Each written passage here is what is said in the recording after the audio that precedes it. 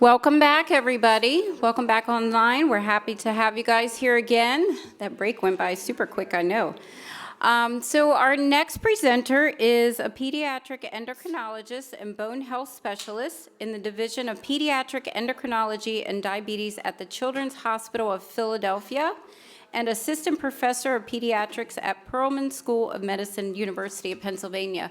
So we're really excited. This is the first year he's presented for us, so please welcome Dr. David Weber. Yeah, thank you, Patty. Thank you so much for the opportunity to be here. So let me tell you a bit about our practice and what we do. So as mentioned, I'm a pediatric endocrinologist. We have a large Center for Bone Health for Children in our institution, and that's really a multidisciplinary center. We care for kids with all the different types of osteoporosis, but also all the metabolic bone diseases and calcium abnormalities. So we see many kids with hypoparathyroidism through that program.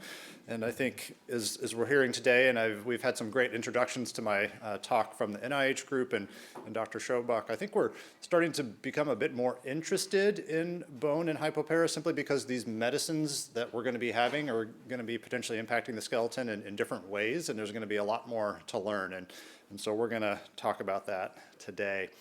So my talk is really skeletal development and how calcium affects bones in children. So really I consider myself something of a sort of a bone imaging methodologist, and so we spend a lot of time understanding how the skeleton develops in typically developing children, and then the effects of disease and other issues on bone. So that's what I'm going to focus on, and really just try to highlight along the way how that intersects with hypoparathyroidism. A couple of disclosures here. I've done some consulting for two companies that are not in the hypoparathyroidism space, but are in the bone space. So goals of my talk then are going to be really understand the basics. What is a skeleton made of, and how does it develop during childhood? I'd like you all to become familiar with the genetic and modifiable factors that influence skeletal development. And then together we're going to discuss the effects of hypoparathyroidism on the developing skeleton. So I'm going to first just go through skeletal development during childhood in the typical situation. I think it's always helpful to understand and think about what is the skeleton for. I think for many years we thought it was just this inert stuff that helped hold up our body, and now we know that that's not the case. Certainly it is important for strength and helps support us, helps support our physical function, protects our internal organs. As we've heard already, it is the primary mineral reservoir, right? So this is where most of our calcium and our phosphorus and our magnesium is stored in the body.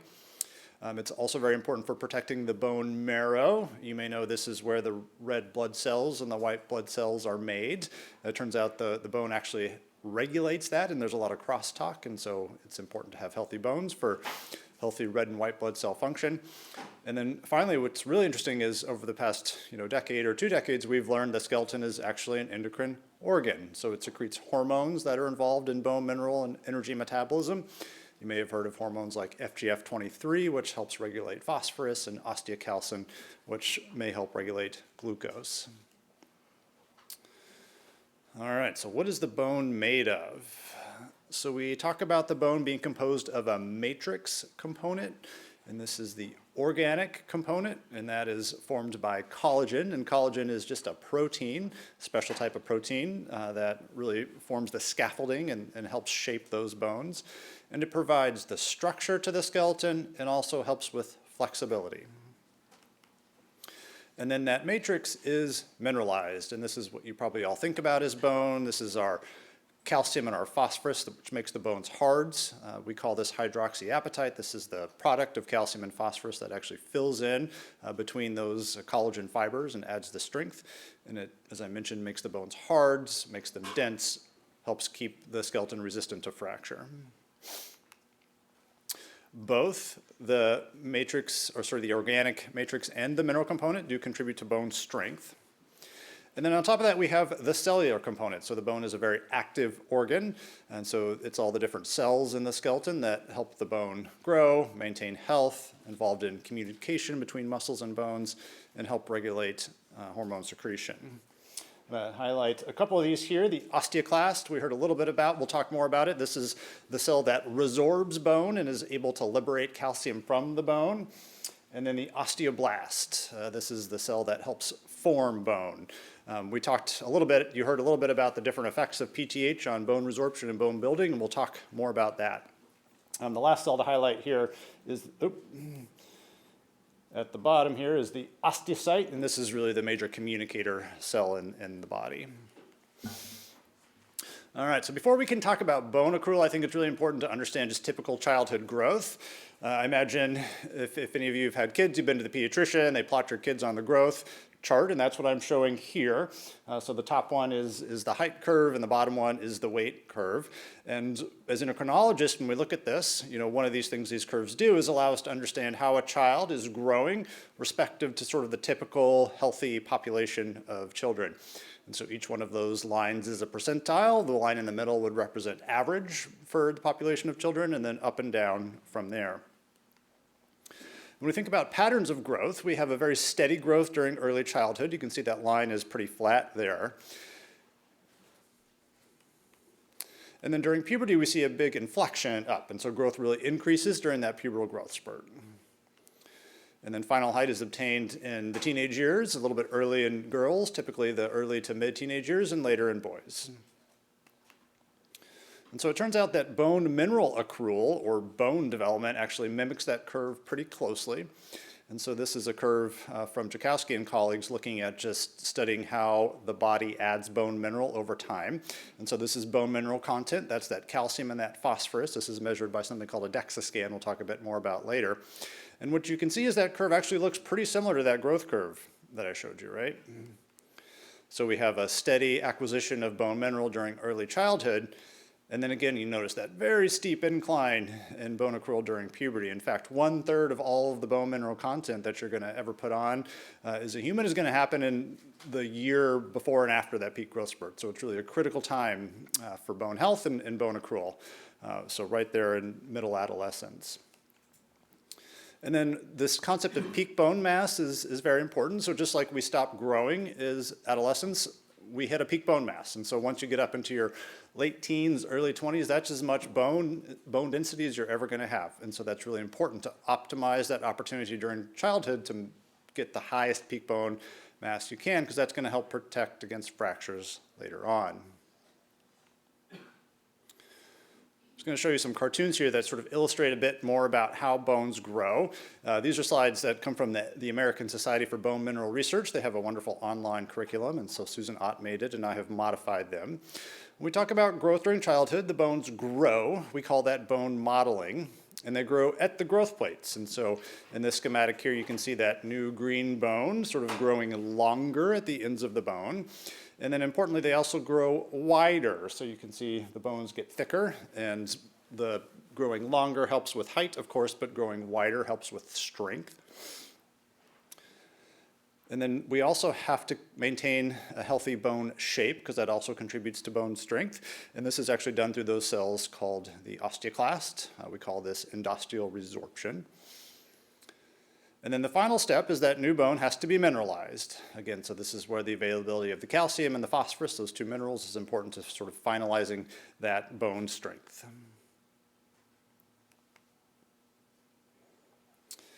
Now, on top of all this, we talk about all of the external factors that can affect how bones grow and how they develop.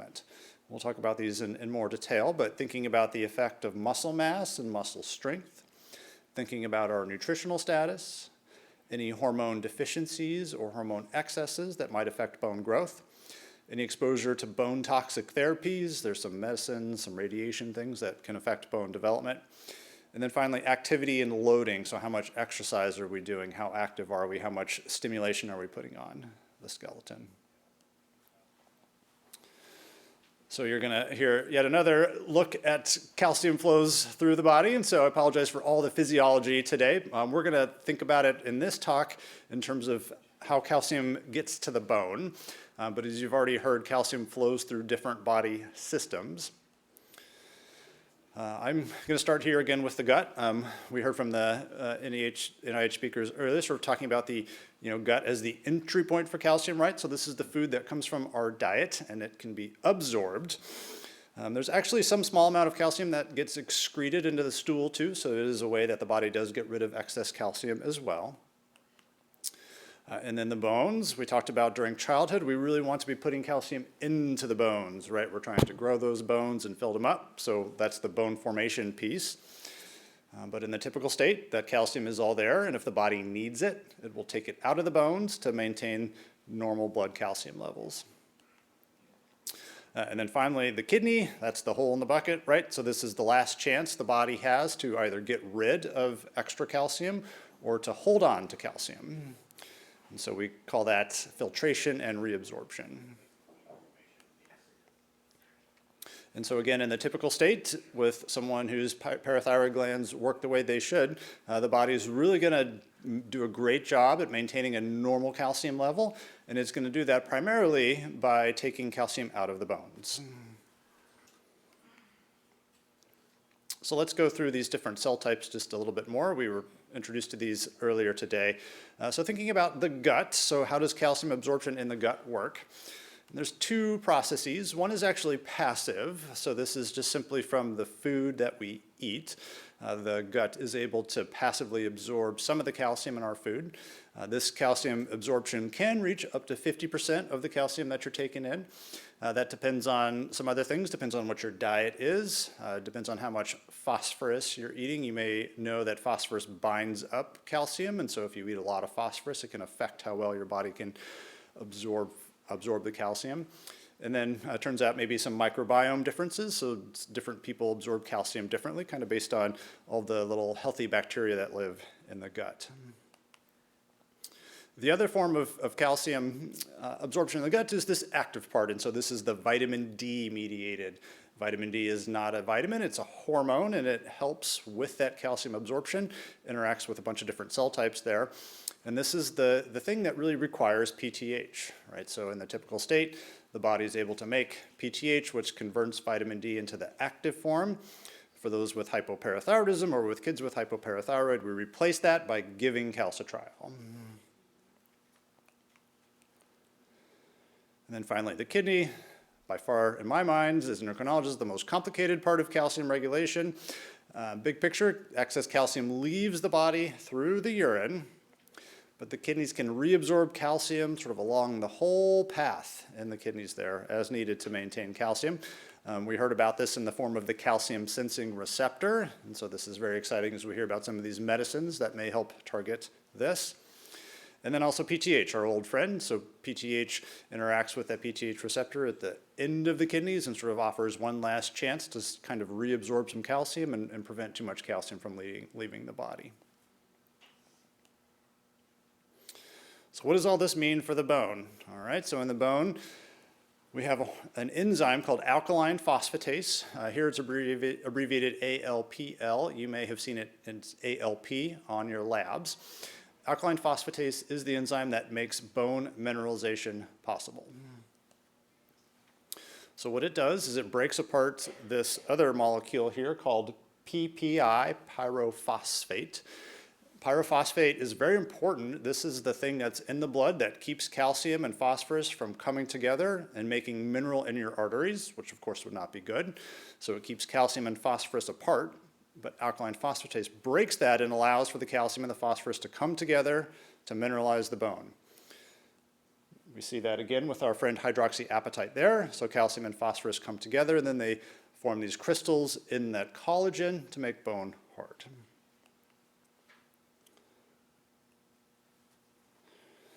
All right, so let's talk a bit more about the impact of PTH. So we started to talk about this earlier today.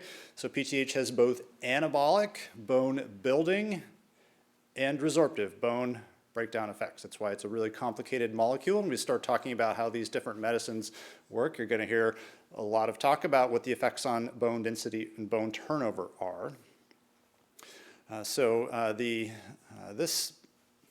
Lost something there. So on the top here, all these little red lines are talking about the bone building effects of PTH.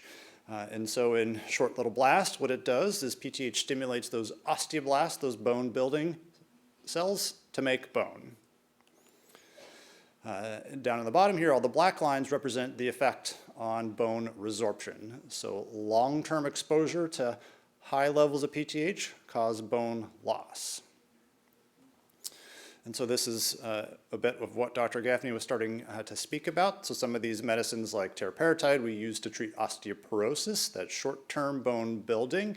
And as we've moved into using some of these medicines to treat hypoparathyroidism, the question is there a chance that we can overdo it, both on the one hand leading to bone density that's too high if it's given shortly, or if we're on these medicines for long periods of time, are we going to cause too much bone resorption and lead to osteoporosis? And so we're going to hear more about that, I'm sure, today as we hear about these other talks. Oh, one thing just to highlight, the sustained low PTH levels that we see in hypopara result in this low bone turnover, and we'll talk about how the bone density does appear to be normal or even above average, but it's not clear if that bone is healthy or not. So some degree of bone turnover is necessary, and so it's possible that not having enough PTH around could weaken the bone in sort of harder to understand ways. I mentioned the concept of peak bone mass, and that's highlighted here on this graph. And so what this graph is showing is it's taking our bone accrual during childhood and extending it along the entire age range there into adulthood. Just the take-home point here is that lower peak bone mass or lower peak bone means a greater risk of fracture at any time during your life. Bone mass is stable during early and mid-adulthood. But then what happens in women after menopause is you see a sort of rapid loss of bone. Same thing does happen in men, but it happens at an older age and it's slower. And the key from my standpoint as a pediatrician, a pediatric endocrinologist, is that greater peak bone mass during childhood is going to not only help protect bones when they're kids, but also help protect their bones when they're older. So we're really going to strive to do all we can to optimize that bone accrual and get the highest peak bone mass we can. And then the other side of that then, is there any of these suboptimal lifestyle factors like poor nutrition, limited exercise, exposure to medications? These can lower that bone mass and increase the risk of broken bones both as kids and later on as adults. So let's talk a bit more about what the determinants or the things that determine how much bone mass you're going to get. And so about 80% of these are fixed. And so you're born with, thousands of genes, and a number of these contribute to your bone density. And then sex, of course, so men tend to have higher bone density than women. And then there's the potentially modifiable things. So these are all the things that we can potentially change. And so we'll go through these one by one, but thinking about nutrition, thinking about our weight-bearing exercise, and then thinking about, the diseases that come up and the medicines used to treat them, as well as the hormonal imbalances that can develop. So let's briefly talk about genetics. And for most people, there is no single osteoporosis gene. There are some exceptions to this. So there are, of course, some people who are born with single gene type forms of bone weakness. The one you may have heard of is called osteogenesis imperfecta, or brittle bone disease. And so these people have a mutation in one gene that does make their bones very weak. But for most of us, we have a lot of different genes in the body contributing to how dense and how strong the bones are. Some studies coming out of CHOP have found that that's my center, have found at least 40 different parts of the genome that contribute to bone strength and bone accrual. And this is a graph from one of their papers. It's basically, these red bars are showing just how much of the bone accrual at a given body site is due to genetic factors, due to other factors. And the higher the bars here, the more that is due to genetics. What I think is really interesting about this is it differs by body site.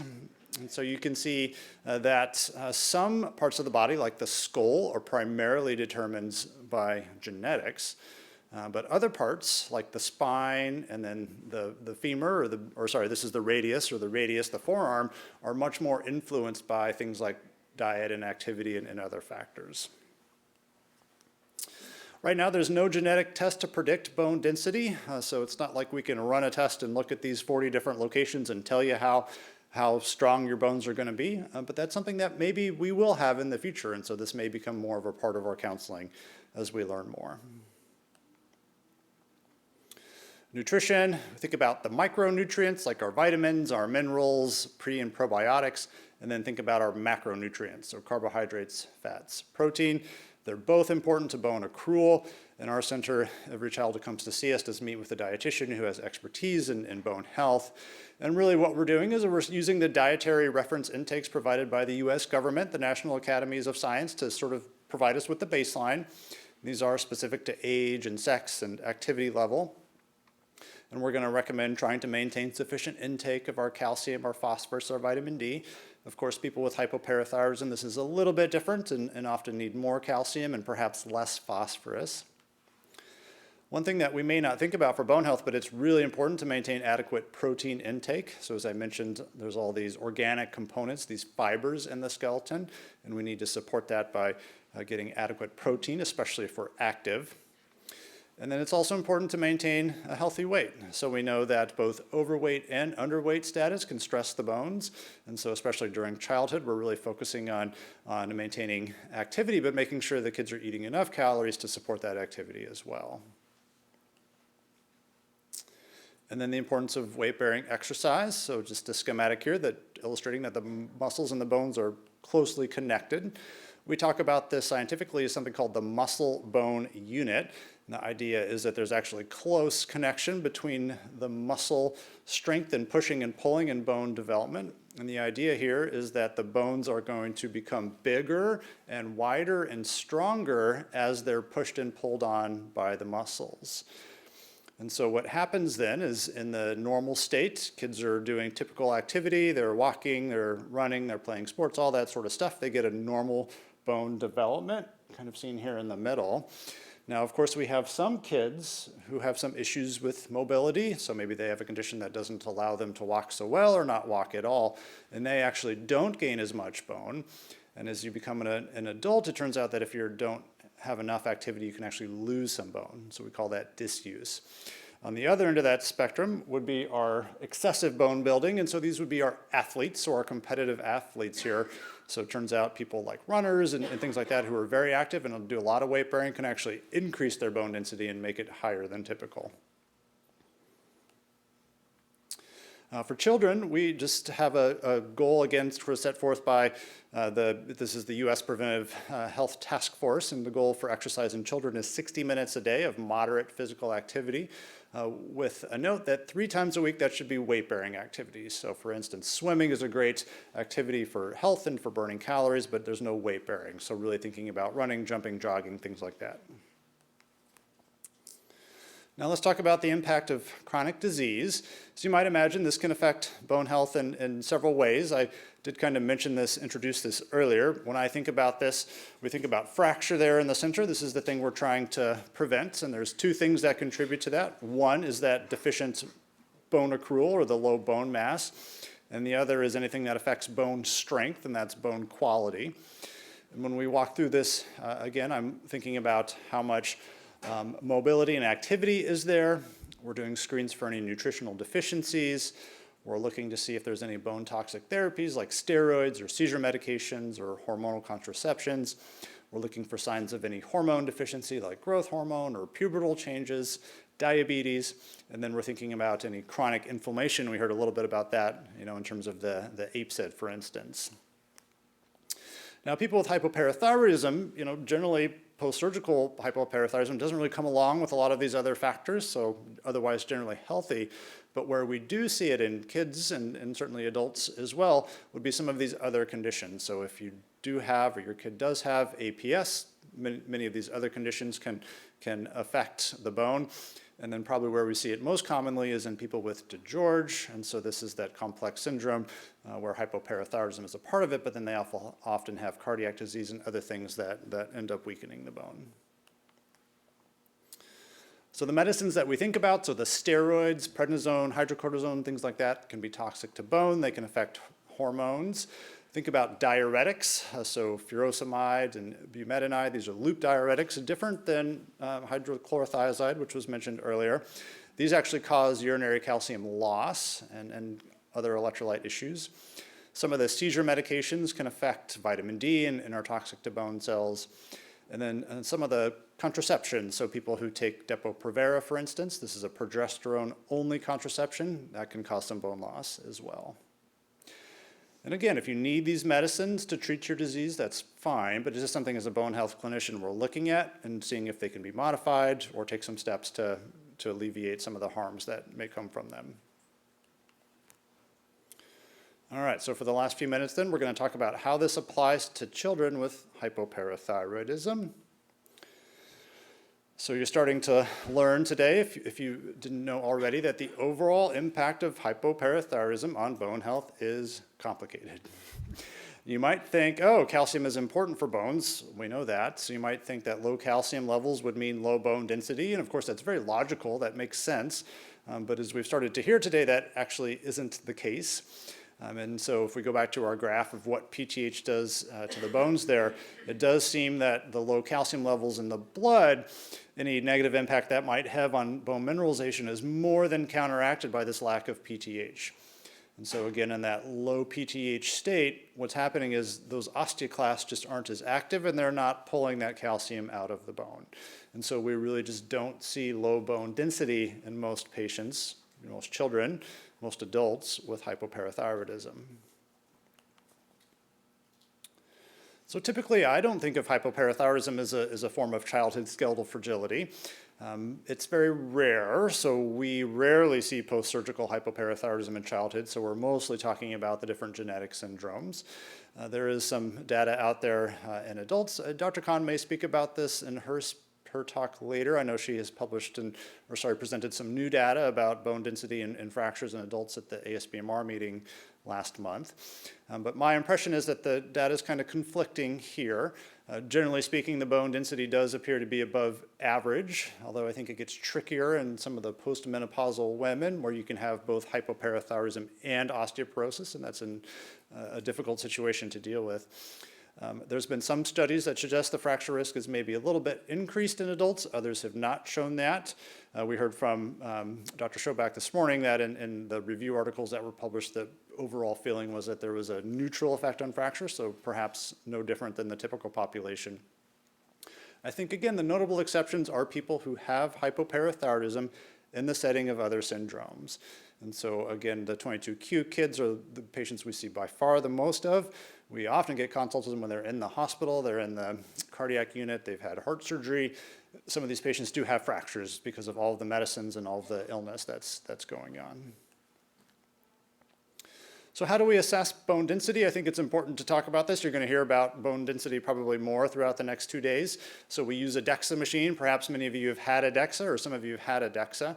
This measures that bone mineral content, that calcium and that phosphorus in the bones. And we use that to determine something called bone mineral density. It's a measure of how strong the bones are.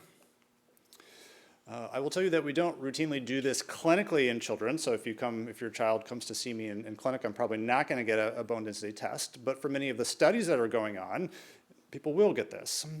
And it's really used to research, in research studies, to understand the impact of medicines on bone health. So I'm going to just show you some of what we know, which is not much.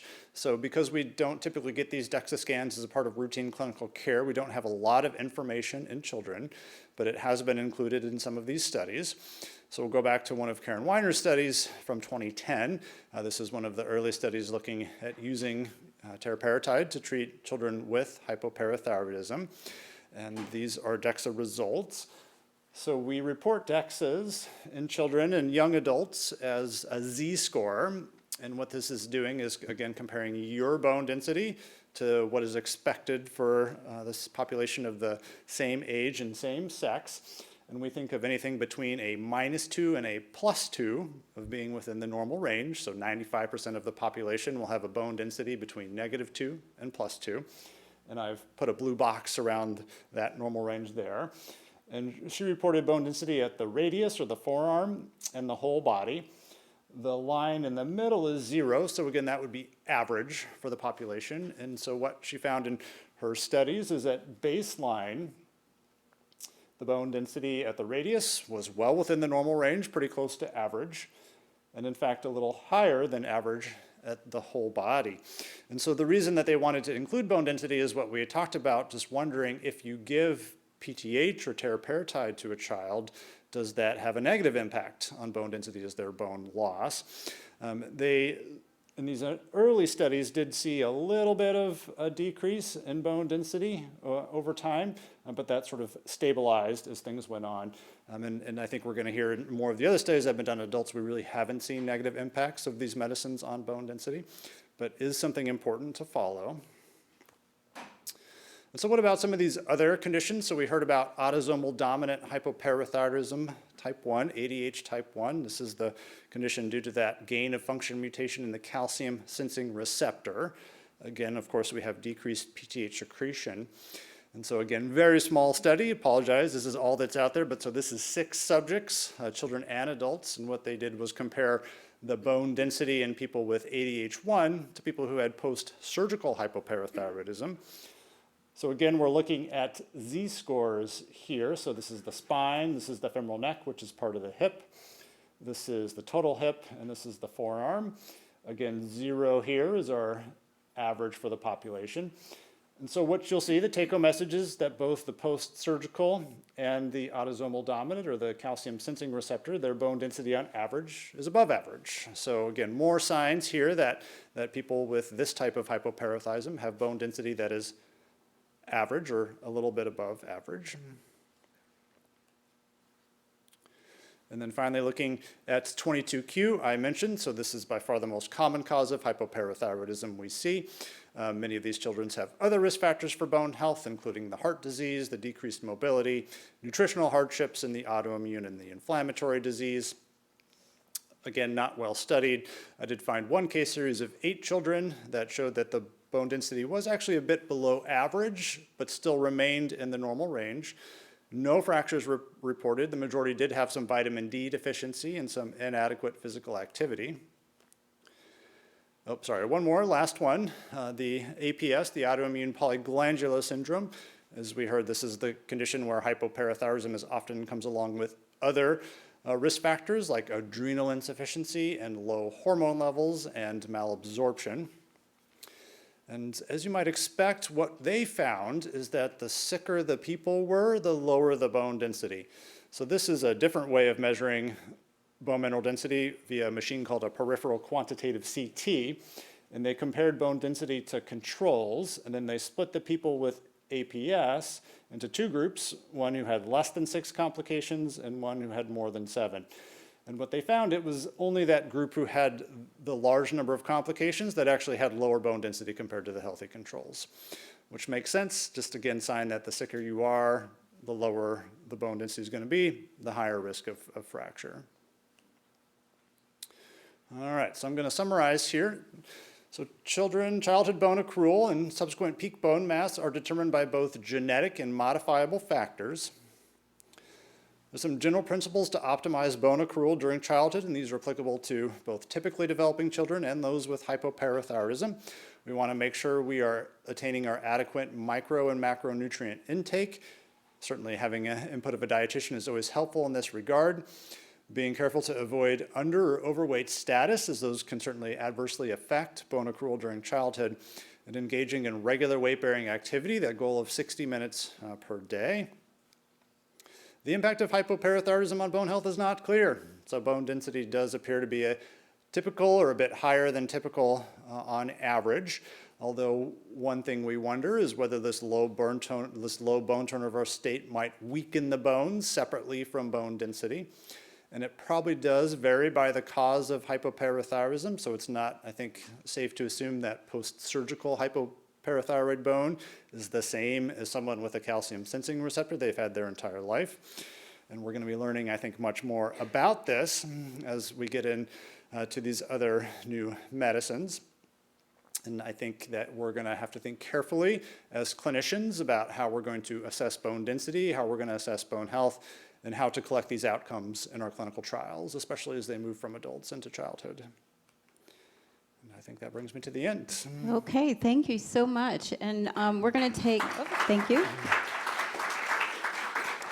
Michelle, we have one question online we're going to take, and then when we break for lunch, we can have some questions with him. Okay, the question online was, do you see in children who were born with this disease or diagnosed at a very early age that as they go through their growth and puberty that they tend to have shorter stature because of the bone? Yeah, it's a good question. So that we don't see it, I wouldn't say that short stature is common amongst all of hypoparathyroidism, so I can't make that generalization. Some of these conditions absolutely do. So people with 22q and some of the other genetic syndromes often have short stature. Many of these patients actually have deficiencies in growth hormone or other hormones that affect growth. And so I think that is the importance of seeing an endocrinologist, because it does take some time to kind of sort through those issues. But hypoparathyroidism itself specifically should not affect growth. Okay, thank you very much. All right, again, thank you, Dr. Weber, for a wonderful presentation today. And if you have any questions, you can certainly, in the room, you can ask him during lunch. We are going to break for lunch until 12:55. Out there, if you turned in a specialty order to me, you can see Karen outside. She will make sure that you have your specialty order. But the lunches are out in the lobby, and we'll take till 12:55. You can eat wherever you want, then come back in here. Thank you.